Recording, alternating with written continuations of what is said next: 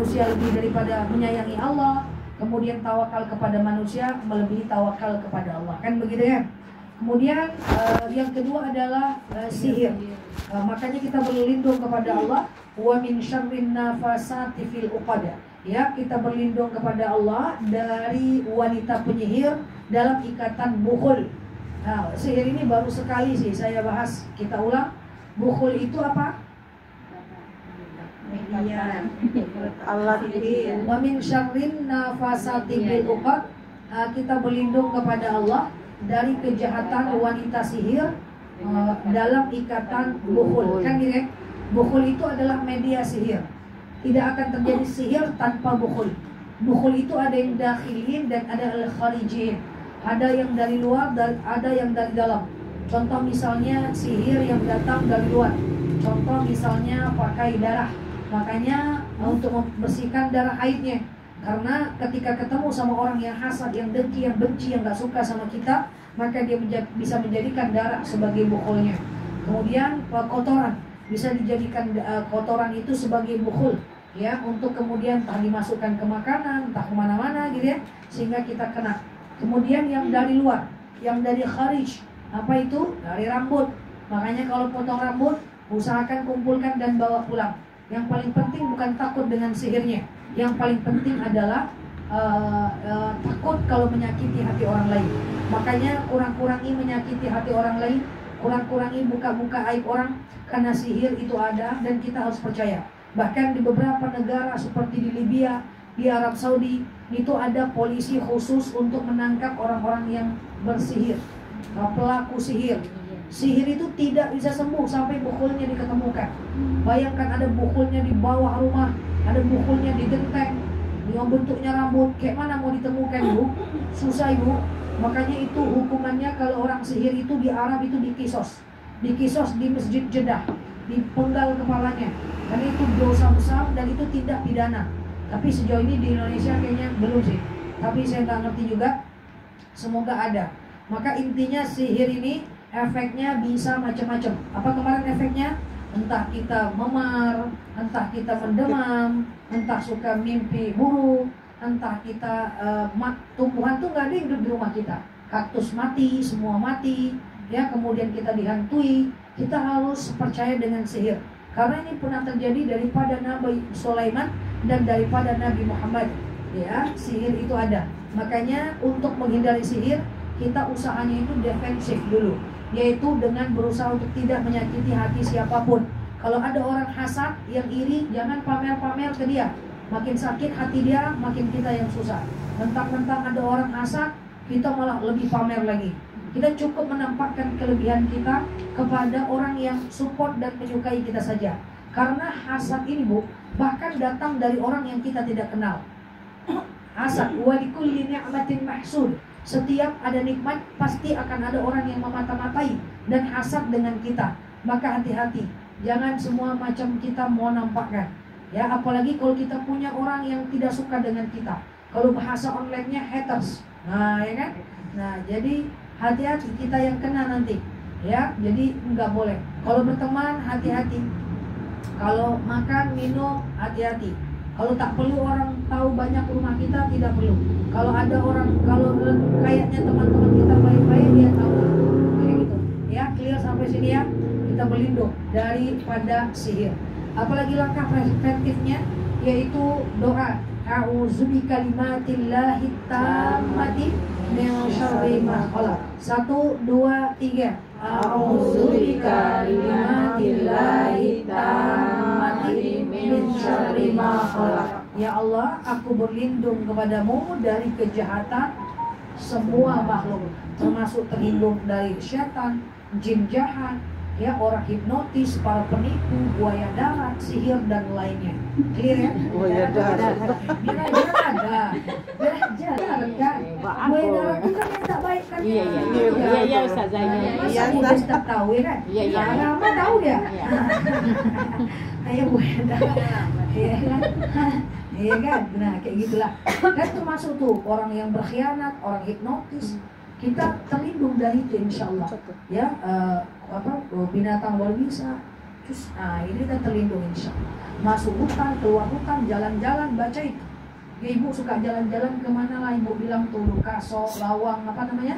Masuk hutan tuh baca itu. Jangan setiap pintu hutan foto aja. Apa? Puncak Lawang. Ada lagi yang di atas tuh namanya mana tuh? Kakak saya pengen kali ke situ minta kawankan, sejauh-jauhnya lain minta kawanan. Ada lagi di daerah atas yang pulau-pulau apa? Belum ada. Mande. Puncak Mande. Ya, Puncak Mande. Nah, itulah. Antarkan dek mana Puncak Mande, jauh lagi kak. Nggak lah ada pesawat ke situ ya, bagi Diko ya. Nah itu ya, jadi masuk ke situ tuh. Iya, lagi. Iya, habis waktu seharian.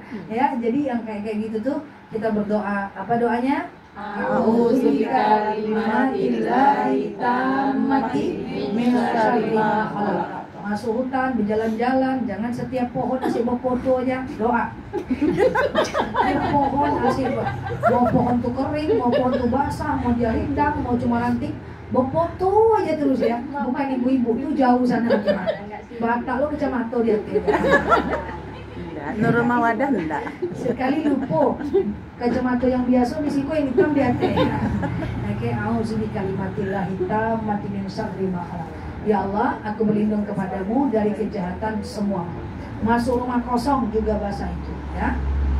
Atau 3 kalilah setiap habis sholat. Yang ketiga apa? Membunuh jiwa yang diharamkan oleh Allah. Makanya boleh membunuh pelaku begal, ya kan? Nah, kalau ini mau dibegal orang, bunuh dia duluan. Nah, itu tidak masalah karena membunuh pelaku begal, atau kita haram hukumnya membunuh jasad orang lain yang diharamkan oleh Allah Azza wa Jalla. Clear sampai sini? Ini kadang-kadang kita ini agak-agak bias ya, agak-agak bias. Ada seorang suami yang kemudian membunuh istrinya karena selingkuh. Banyak yang mendukungnya. Padahal benar nggak? Ceraikan saja lah. Tapi banyak komentar yang positif. Ya, saya melihat ada satu kejadian, saya tak sebut tempatnya. Istrinya selingkuh, Bu. Ini kejadian nyata. Dia bunuh, tak banyak. Bagus Pak, Bapak superhero katanya. Bapak bagus, istri kayak gitu memang harus dihabisin, bunuh aja. Nah, kan ini keliru ya. Tepat tapi kena pidana dunia. Iya, kena azab di akhirat juga ya. Tapi kan dia dianggap sebagai superhero. Istrinya selingkuh, dia bunuh, lalu dibela lah oleh orang-orang yang kurang mengerti. Ya, jadi tidak boleh. Sejahat apapun dia, kita tidak boleh membunuh. Bahkan orang kafir yang tidak memerangi orang Islam tidak boleh dibunuh. Jangan ibu punya tetangga orang kafir dibunuh pula. Tidak boleh ya. Oke, dan hanya boleh membunuh orang yang memerangi kita, macam Israel dan seterusnya, atau namanya kafir harbi. Oke, yang keempat apa kemarin? Memakan riba. Riba itu membinasakan. Dalam hadis sahih, dosa ringan dalam riba yang paling ringan adalah seperti menzinahi ibu kandung sendiri. Itu dosa besar. Masih ingat kemarin kenapa riba itu haram? Pertama, misalnya saya ambil KPR rumah. Pertama, ada bunga di dalamnya.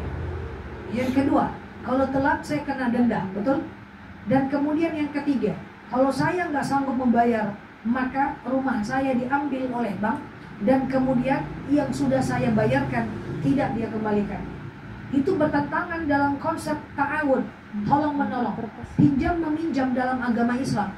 Itu harusnya apa? Harusnya adalah meringankan beban. Tapi riba itu memberatkan beban. Riba itu memberatkan beban. Dia ada gorok, ada keburukan di dalamnya. Maka tahan. Yang ibu punya nanti keturunan, ngontrak dulu nggak apa-apa. Beli rumah belakangan nggak jadi masalah. Atau punya rumah kecil dulu, baru kemudian ke rumah yang selanjutnya. Insya Allah aman saja. Yang penting kita bebas dari hutang. Yang pertama apa tadi? Yang membinasakan?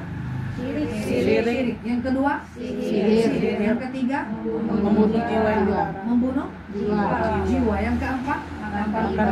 Makan riba. Lanjut yang kelima. Sedikit lagi saja. Yang kelima, amalan yang akan membinasakan kita adalah macam memakan harta daripada anak yatim. Saya akan jelaskan. Memakan harta anak yatim. Jadi harta anak yatim. Saya tanya, kenapa anak yatim tidak boleh kita zakati? Karena boleh nggak zakat ke anak yatim? Enggak. Anak yatim tidak termasuk asnaf yang berhak menerima zakat. Nah, anak yatim itu tanggung jawab kita bersama. Maka dalam satu masyarakat, kalau ada anak yatim yang tidak makan, maka dia menjadi tanggung jawab masyarakat. Dia seperti anak kandung kita sendiri. Maka kenapa tidak boleh zakat ke anak kandung? Karena anak kandung tanggung jawab kita. Kenapa tidak boleh zakat ke anak kandung? Karena mak kandung tanggung jawab kita. Maka kenapa ke anak yatim kita tidak boleh zakat? Karena anak yatim tanggung jawab kita. Dan termasuk, jadi memakan harta anak yatim bukan sekedar ini di depan saya ada anak yatim, saya ambil hartanya, saya belikan permen, saya belikan nasi bungkus, saya makan. Bukan sekedar itu saja dianggap memakan harta anak yatim. Pertama, ambil duitnya dan kita makan. Itu tentu memakan, mencuri haknya. Kecuali ibunya boleh. Ini ada juga ibu yang risau. Anak saya kan yatim Ustazah, usianya 7 tahun, 5 tahun. Boleh nggak saya ambil uangnya, lalu kemudian saya masak untuk makanan bersama? Itu nggak apa-apa karena dia belum balik. Maka walinya masih diarahkan pertanggungjawabannya kepada orang tuanya. Itu tentu boleh, paham ya? Tapi kalau dia ambil harta anak yatim itu, dia makan, maka dalam surat An-Nisa dijelaskan dia ibarat memakan api yang dimasukkan dalam perutnya dan akan diledakkan di hari akhir. Na'udzubillah. Maka ibu-ibu yang saya sayangi karena Allah, memakan harta anak yatim bukan sekedar dia itu kita ambil hartanya dan kemudian kita makan, bukan. Tetapi tidak menyantuni mereka padahal kita kaya, kita punya uang, termasuk tidak menyantuni anak yatim, termasuk memakan haknya. Ingat, dalam harta kita ada hak orang lain, ada hak anak yatim, ada hak fakir miskin. Maka Pak RT, maka mesti diperhatikan anak yatim yang ada di daerah, dicari donaturnya. Karena kalau tidak, maka yang lain berdosa. Masyarakat akan menjadi binasa. Na'udzubillah, ya. Nah ini jangankan anak yatim ya. Jangankan kita kalau tidak mampu memuliakannya dengan uang, minimal kita memuliakannya dengan akhlak. Kalau tak mampu memuliakannya dengan akhlak, minimal jangan menyakiti dia. Tapi banyak orang sekarang ada anak yatim, dia malah anak yatim namanya anak-anak kan nakal, betul ya? Malah dihina, bapakmu gak ada dan seterusnya. Nauzubillah. Ya, itu dosanya besar. Nah, amalan yang akan membinasakan kita. Semoga kita tidak termasuk ke dalamnya. Ancaman dalam ayat lain, ara'aital ladzi yukadzibu biddin. Tahukah kalian orang yang mendustakan agama di antaranya adalah fadzalikal ladzi yad'ul yatim, yaitu orang yang mengabdi anak yatim. Ya. Kita memakan hartanya haram, menghabdinya haram. Menghabdi itu gimana? Segampang ini, Bu. Ada anak yatim main bola depan rumah kita, kenalah kaca kita, terus kita habdi dia, walaupun kita salah, nggak bisa. Mesti mengingatkan baik-baik. Jangan juga dibilang anak yatim kamu, jangan. Ibu juga hati-hati, na'udzubillah. Kalau macam ibu suami udah meninggal, jangan terlalu sering bilang sama anaknya, kita nih, kamu nih anak yatim, jangan nakal-nakal lagi. Kamu bapak tak punya, jangan nakal-nakal lagi, tahu boleh. Karena anak yatim sama kata kita. Anak yatim tuh punya banyak bapak. Siapa bapaknya? Adalah lingkungan yang ada di sekitarnya. Makanya Rasulullah itu sangat menyukai orang-orang yang memuliakan anak yatim. Apa kata Rasulullah? Ana wa kafilul yatim kal hatain. Saya dengan orang yang memuliakan anak yatim kal hatain. Nanti di surga akan ditempatkan kal hatain. Misalnya saya memuliakan anak yatim, saya di sini, amin ya, dan Rasulullah ada di sebelah kita, karena kita memuliakan mereka. Tidak dapat bantu dengan uang, bantu dengan akhlak yang baik. Tidak dapat bantu dengan akhlak yang baik, maka minimal jangan menyakitinya. Dengan orang tua juga gitu, ibu-ibu. Tak mampu bantu dengan uang, bantu dengan menjaganya. Tak mampu dengan menjaganya, bantu dengan akhlak baik kepadanya. Tak mampu berakhlak baik, maka minimal jangan menyakitinya. Ini kadang-kadang dengan orang tua mengurus tak bisa, memberi uang tak bisa, membiayai pengobatan tak bisa, malah menyusahkan hidupnya dengan mendurhakainya. Nauzubillah. Air mata orang tua tidak jatuh keluar, air mata orang tua itu jatuh ke dalam. Kalau orang tua udah iba hatinya, maka celakalah kita. Karena ingat, kalau mau diridhoi Allah, kita susah mencari ridho Allah, susah banget. Ya udah, ambil keridhaan orang tua kita. Jika orang tua sudah ridho, maka Allah pasti ridho. Kalau orang tua sudah tidak ridho, maka Allah pasti tidak ridho. Saya segampang itu aja mikirnya. Kalau mak saya bilang lakukan nak, saya lakukan walaupun jutaan orang melarangnya. Kalau mak saya bilang jangan nak, saya tidak akan kerjakan walaupun jutaan orang mengharapkannya. Karena kenapa? Ridho orang tua berada pada ridho orang tua saya. Ya, ngapain ridho orang Allah bergantung kepada ridhonya mereka. Kalau mereka bilang enggak, walaupun orang wah ayolah, enggak bisa. Karena percuma kita kerjakan, enggak akan jalan juga dia. Allah tidak ridho karena orang tua tidak ridho. Sampai sini clear? Nah, jadi ibu-ibu yang saya sayangi karena Allah itu dia. Kemudian nomor apa lagi? 6. Nomor 6. Amalan yang sangat pada membinasakan kita adalah, ini saya kaitkan dengan kondisi sekarang, lari di medan perang. Saya kaitkan dengan kondisi sekarang. Allah menggambarkan, Rasulullah menggambarkan orang-orang yang lari di medan perang adalah orang yang penakut dan munafik. Dia udah maju, pas mau dihajar dia mundur. Kalau dia lari untuk memberikan strategi, itu boleh. Ya, kalau dia lari sekedar untuk strategi, itu boleh. Dijelaskan Allah melaknat orang-orang yang lari di medan perang dalam Al-Quran surat Al-Anfal. Dijelaskan bahwa orang yang kalau udah berperang, dia larinya untuk strategi boleh. Tapi lari untuk berlindung kepada orang kafir, ini namanya munafik. Sekarang saya tanya, lebih baik mana? Ibu berhadapan dengan orang yang jahat banget, yang jelas dia musuh ibu, atau orang yang baik tapi ternyata jahat?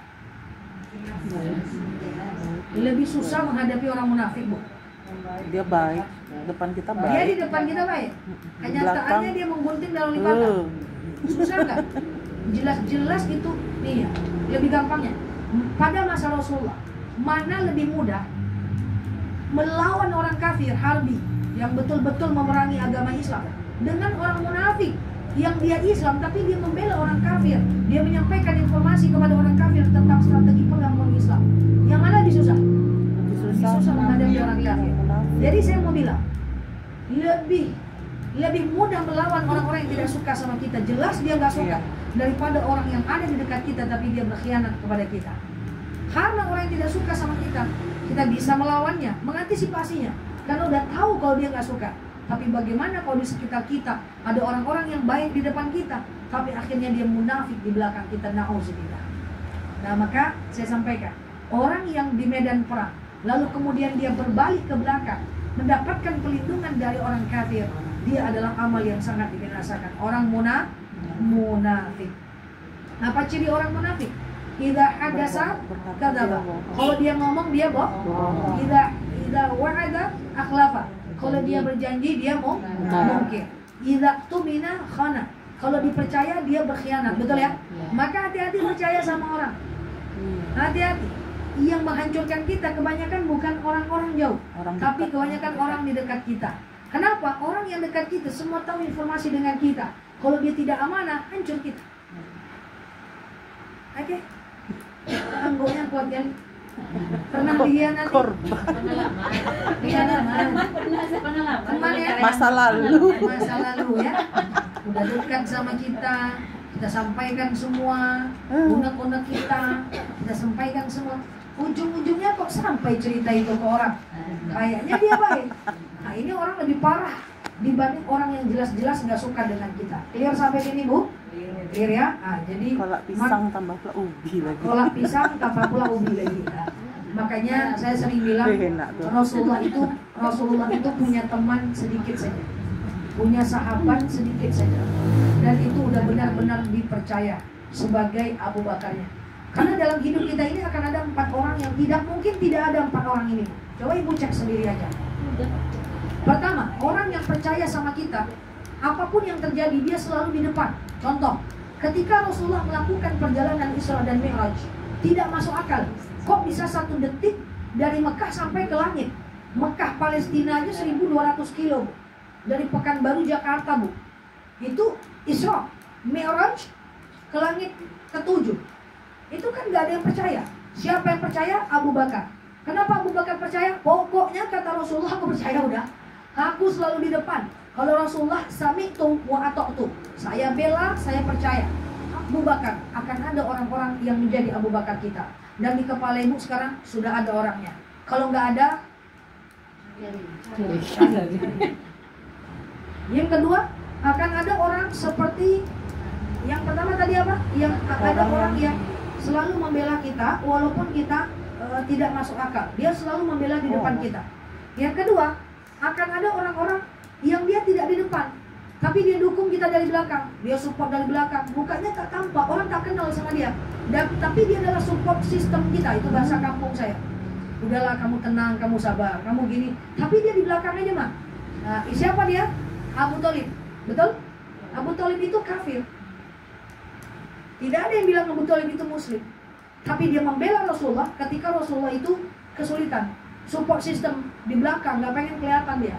Tapi dia menjadi pengaruh kunci pada kemajuan Rasulullah. Yang ketiga, ada orang yang saat kita di bawah, Bu. Saat kita di bawah, dia menghina-hina kita, Bu. Pas kita di atas, dia bilang apa? Oh, itu kawan ambu tuh.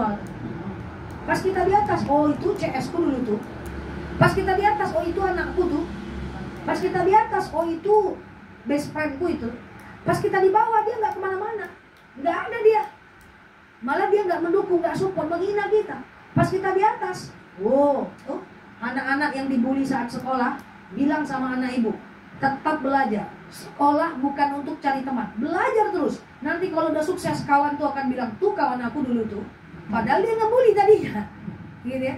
Nah jadi makanya saya sering bilang sama ponakan saya, pesantren, sekolah, tempat kerja bukan tempat cari teman, tapi tempat kita fokus melaksanakan tanggung jawab. Sekolah itu belajar, bukan cari geng dan cari teman. Kalau ada yang membuli, fokus aja belajar, nggak apa-apa. Suatu ketika mereka akan bilang, tuh temanku dulu. Padahal dulu mereka yang membuli kita. Betul sampai sini? Nah siapa dia? Dia adalah Abu Sofyan. Belakangan baru mengakui Rasulullah. Waktu Rasulullah udah besar. Akan ada orang seperti ini. Dan jangan khawatir, akan ada orang yang nomor 4. Apa orang nomor 4? Semakin kita naik, semakin dia injak kita. Semakin kita naik, semakin dia hina kita. Pokoknya semakin kita hebat, semakin dia jungkil balik sama kita. Semakin kita mantap, semakin dia akan membenci kita. Nah, inilah Abu Lahab. Ya, makanya tabbat syada Abi Lahab. Nauzubillah. Jadi akan ada, Bu. Jadi janganlah ibu bilang orang membenci ibu, oh ya Abu Lahab kamu. Bukan ya. Ini hanya analogi saja. Jadi usahakan kita tetap stay tune.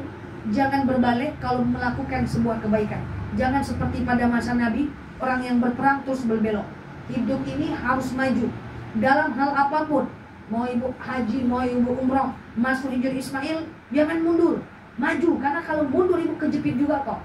Kalau maju ibu ada kesempatan sampai ke tujuan. Hijr Ismail itu nggak masalah, nggak apa-apa. Kan kelihatan karakter kita waktu kita ngantri di Raudhah dan Hijr Ismail. Kelihatan. Ada orang yang baru di tengah udah mau ke depan, mundur aja lah, nggak akan bisa dong, nggak akan bisa dong. Itu ada. Ada yang bilang, ya udah nggak apa-apa, yuk kita maju. Di antara saya bimbing haji umrah bukan sekali 2 kali. Dalam 38 jemaah yang mau masuk Hijr Ismail, itu ada itu. Mundur aja lah, mundur aja. Ada yang bilang, ayo udah yuk. Saya teriak dari belakang, jangan mundur. Mundur kejepit, maju kejepit. Nggak apa-apa, sabar, kita tetap bisa masuk. Akhirnya masuk semua. Itu harus dimotivasi, karena ini seperti orang yang berperang dan takut mati. Padahal ke Hijr Ismail tidak ada masalah. Insya Allah tidak akan meregang nyawa dan seterusnya. Jadi terus aja. Mau melakukan kebaikan terus aja. Mau sholat duha terus aja.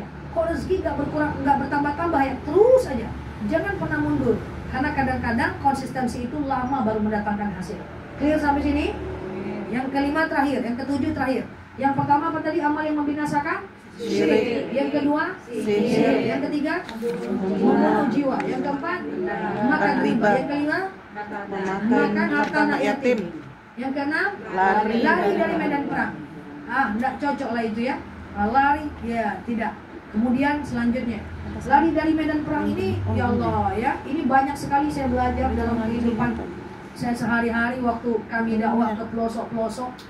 Bayangkan kami ke pelosok, kami tidak sebut nama daerahnya, satu dai, satu provinsi, 33 orang diundang ke sana, ditugaskan pemerintah dakwah ke sana. 33 orang, laki-laki perempuan, totalnya 66 orang, Bu Eti. 5 hari tinggal 5 balik orang, Bu. Pulang semua. Ada yang bilang bapakku sakit, aku pulang. Ada yang bilang adikku sakit, aku pulang. Takut mereka berdakwah ke tempat-tempat terpencil itu. Padahal Allah mengatakan dakwah itu sampai nyawa tantangannya. Ujungnya sampai hari ke-30 5 manusia lagi pada masa itu, dan saya satu-satunya perempuan. Perempuan lain udah balik semua, tak tahan. Itu cuma dakwah di Republik Indonesia yang situasinya sangat aman, ya kan? Maka mentality perlu dibangun supaya kita lebih baik ke depannya. Terakhir yang ke-7, amalan yang membinasakan adalah dalam surat An-Nisa dijelaskan, yaitu menuduh perempuan baik-baik berzina. Nauzubillah. Saya tidak tahu siapapun online, offline yang mendengarkan saya kali ini, saya ingatkan, kalau ada bertengkar suami istri, jangan sampai saling menuduh. Ya, ala kamu selingkuh. Masa kayak gitu? Belum tentu dibilangnya istrinya selingkuh, itu dosanya gede banget. Ya, istrinya tidak melakukan, lalu kemudian dia bilang, "Ah, kamu selingkuh, kamu berzina." Seandainya tidak terjadi, maka itu adalah fitnah besar. Maka dalam An-Nisa dijelaskan, ketika ada laki-laki yang menuduh perempuan, atau ada seorang perempuan menuduh perempuan baik-baik melakukan zina tanpa bisa menghadirkan 4 saksi, maka dosa besar atasnya. Nauzubillah. Jadi seuzon aja nggak boleh, apalagi memfitnah. Ya kan? Nah, dia orang baik-baik, kita tuduh dia bahwa dia itu berzina, kita tidak mampu mendatangkan 4 saksi, maka itu menyebabkan kita dosa besar. Islam itu indah. Tidak ada Islam ini bisa menghancurkan seseorang. Contoh, menghina orang non-muslim tidak boleh kalau seandainya dia tidak memerangi Islam. Menyatakan orang muslim kafir, kita baru ngaji setahun 2 tahun, kita kafir-kafirkan orang, lebih dihinakan oleh Allah dibanding runtuhnya Ka'bah. Indah kan Islam itu? Sangat menjaga persaudaraan. Kita baru mengaji, kita bilang ini kafir, ini kafir. Lebih baik runtuh Ka'bah daripada sesama Islam saling mengkafirkan. Kemudian yang ketiga, kalau ada wanita baik-baik, kita tuduh dia berzina, maka tanpa menghadirkan 4 saksi, maka dosanya besar. Itu luar biasa agama Islam itu. Maka kalau bertengkar suami istri, kalau mau cerai itu cerai aja, jangan saling membuka aib. Ketika aib dibuka, iya kalau dia terima. Kalau dia nggak terima, masuk poin kedua, terjadi sihir. Makanya na'udzubillah, banyak teman-teman saya yang berpisah curhat. Ustazah, setelah aku break dengan suami, cerai, pisah, suamiku jelek-jelekan aku jelek-jelekan dia. Lama-kelamaan aku lebam, lama-kelamaan bisnisku hancur, lama-kelamaan kok aku mimpi, kok keluarga demam. Setelah macam kita pergi ke tempat ruqyah, kena sihir. Karena saling membalas buka-buka aib. Na'udzubillah. Kalau pisah, pisah aja. Hindari buka-buka aib siapapun, tidak boleh. Semoga Allah mudahkan kita semua. Amin. Allahumma amin. Itulah cuap-cuap saya panjang kali dari tadi. Cuma ganggu aja, nampaknya nggak ada hidup ini. Oke, bahasa SMP dulu. Assalamualaikum warahmatullahi wabarakatuh. Ya, ibu tanya satu. Apa tuh, Mak?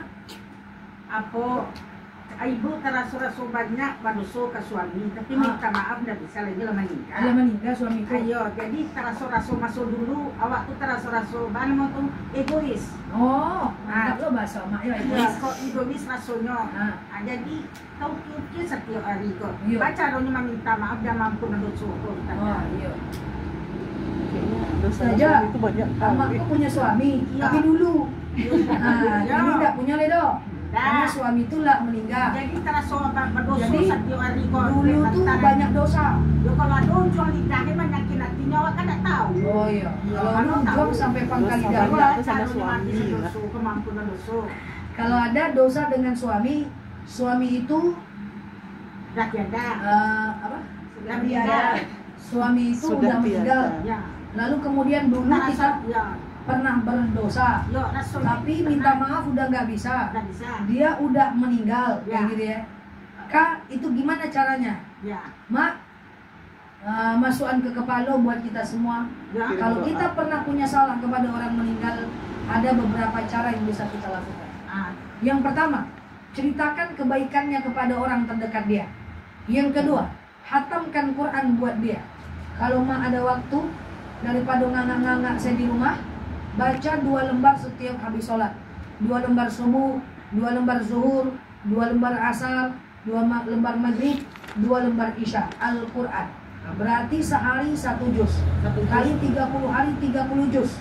Sebelum baca Quran itu mak berdoa, ya Allah, saya baca Quran.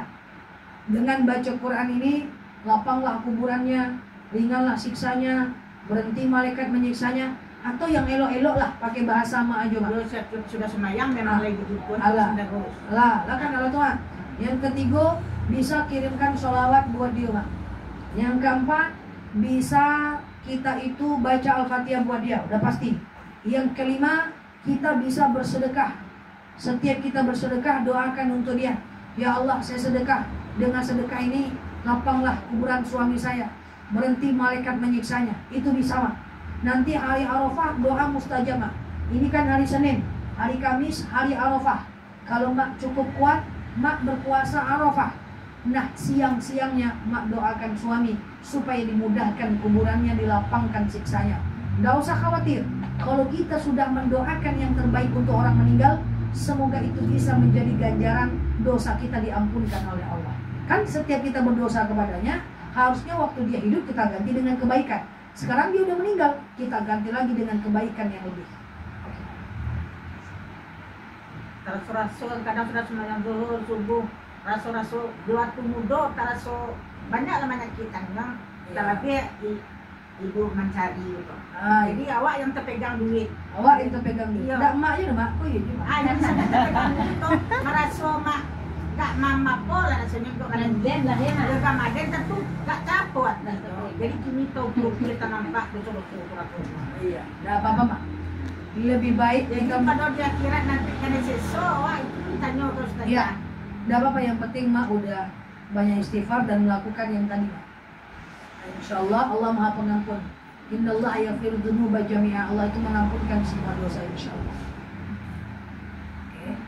Assalamualaikum. Kalau bisa setelah kita meninggal kan Zah terputus semua amalan kecuali 3 perkara: doa yang saleh, ilmu yang bermanfaat, dan sedekah jariah. Jadi bagaimana jika kayak kami dan keluarga kami kan ada kakak saya berdua nggak punya anak, ipar saya ada juga nggak punya anak, berarti kan amalan itu kan satu dia berkurang. Jadi anak yang soleh itu anak kandung atau gimana Zah?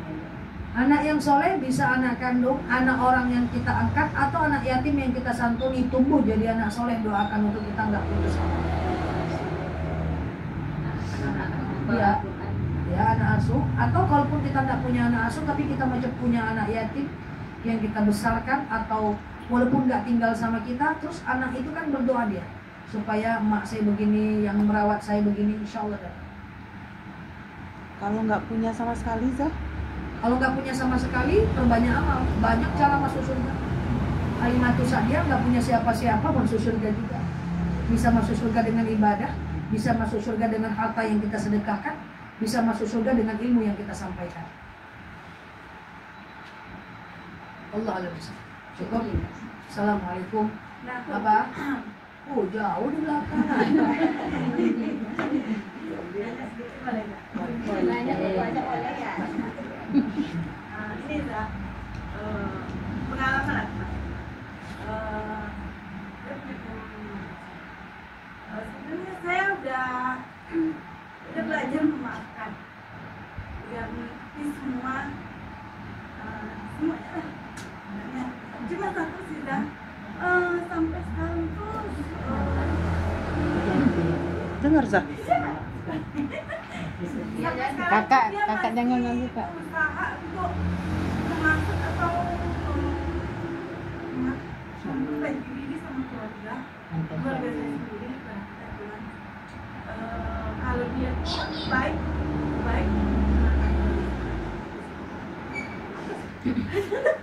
terus cerita sedikit aja Kak. Saya dia mata suami saya itu bisa mungkin banyak kesulitan